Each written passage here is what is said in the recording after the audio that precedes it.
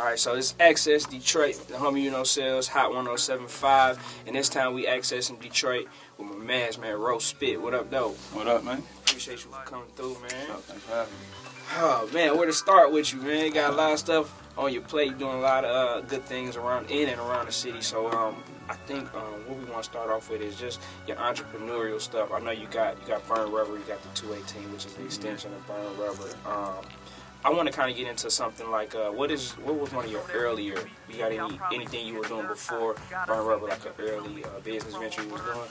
Man, I never really had like a real business venture. You know, it was a lot of hustles. Right. You know what I mean?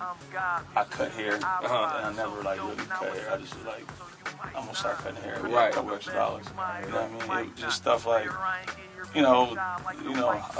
work. I used to work in people's yards. You know what I'm saying? Like quote unquote landscaping, but right. Not really just messing around. Had it. You know what I'm saying? Just like even when I started DJing, it was just like, I kind of wanted to be in the hip hop scene because my cousin, One Below, was a one man army, Binary Star. They was doing their thing, and I'm like, man, I want a piece of that. Like, I didn't really know what I wanted, but I wanted a piece of it, and I'm like, the only way.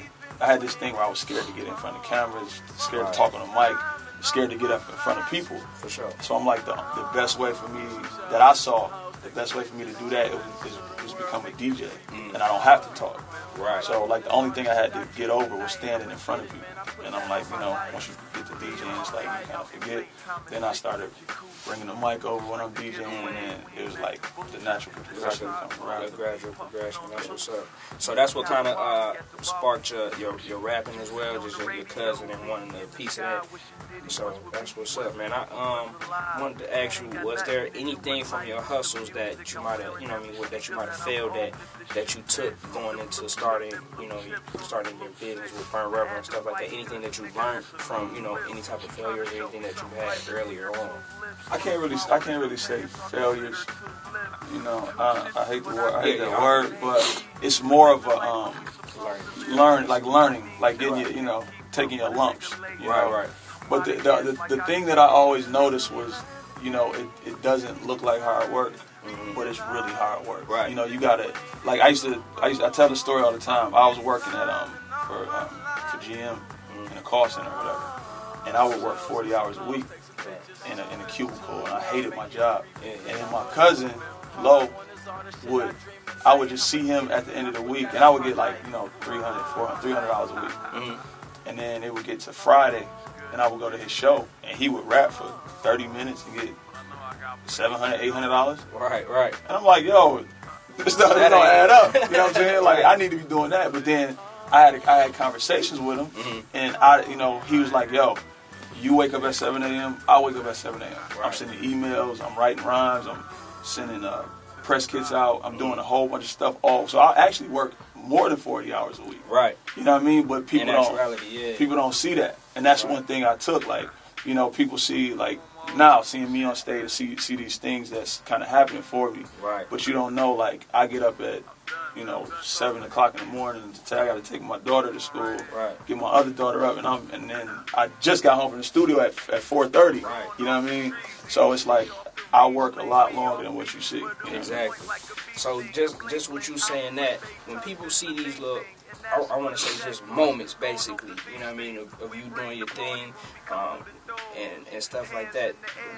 How do you kind of tailor that and make sure people know that you're out here working and, you know what I mean, and doing what you do, as far as like, how do you get that out to the people?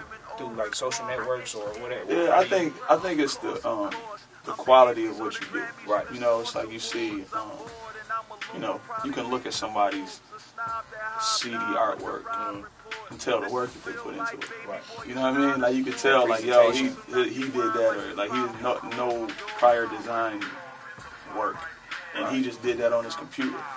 When you look at that, but you can look at somebody else that's independent, and you don't see on TV and everything, but you can sit my CDs next to a Wiz Khalifa CD, just visually. Right. You can sit it there, and people notice that. You know what I mean? So just the quality of what you do, and just from the presentation of it, I think. So you heard it, man. You want to take pride in all your work, whatever you put out. You want to kind of make sure that visually appealing and something that not only you are satisfied with, but a consumer who might want to purchase your product could be satisfied with for sure. Definitely. So just talking about those products and stuff like that, what are some of the things y'all got going on at Burn Rubber? Man, Burn Rubber is crazy right now, man. Yeah. It's, like we're making a transition from with Burn Rubber in 218. We're turning 218 into the clothing store, and Burn Rubber is going to be the sneaker store. Okay. And then the only clothes that we're going to sell in Burn Rubber is the clothes that we make. So it'll be Burn Rubber clothes, Roast Spit, and I got another brand that I'm working on, and then Distinct Life. Right. So that's it. So if we don't make it, for the most part, you know what I mean, we got like Lil Devin, Lil Baby Devin, he does mice, and Jay John has his his projects and everything. So it has to be affiliated with the family in the store. Right. You know?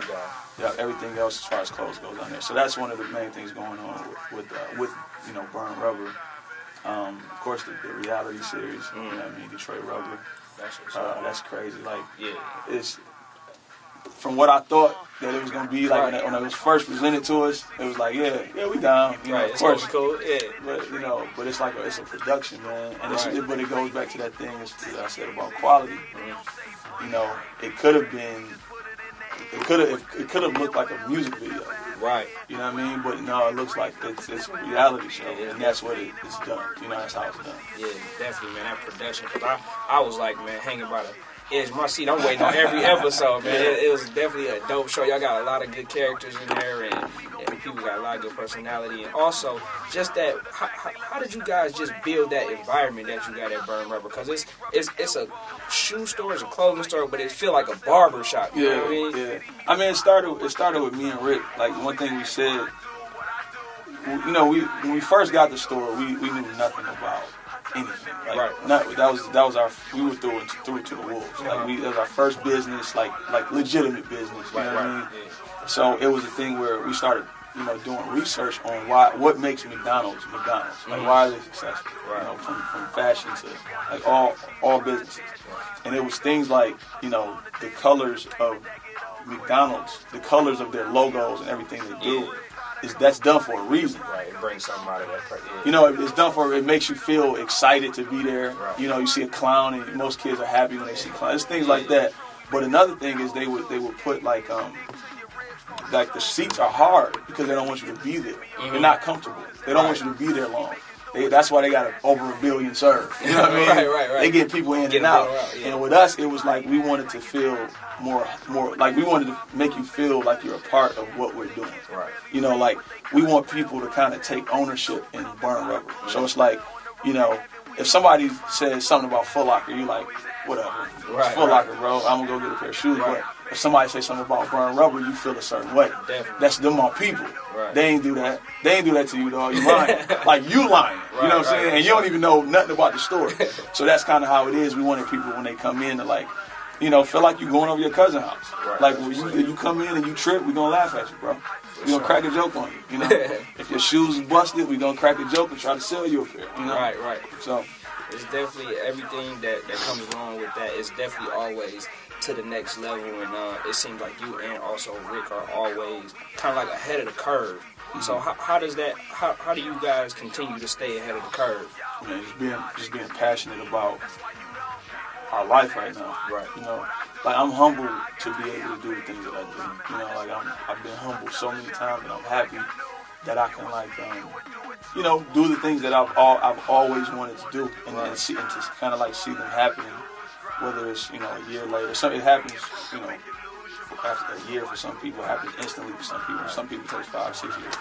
But you know, just that type of stuff is what it is, man. It's like that's what makes me. I have to know what's going on next, because I don't want to lose this. You know what I'm saying? Exactly. I don't want to lose, and nobody gave it to us. Right. You know what I'm saying? Nobody gave it to me. Like, people get, you know, a lot of people get handed a lot of things, and it's like, everything we got, we work for, man. I think we started with $6,000 in the bank. You know what I'm saying? Like, it was like, I don't even know what we're about to do with this. Right. And it's like, yo, let's get some t-shirts. Got some t-shirts, turned it in, you know, and just kept flipping it. That's what's up.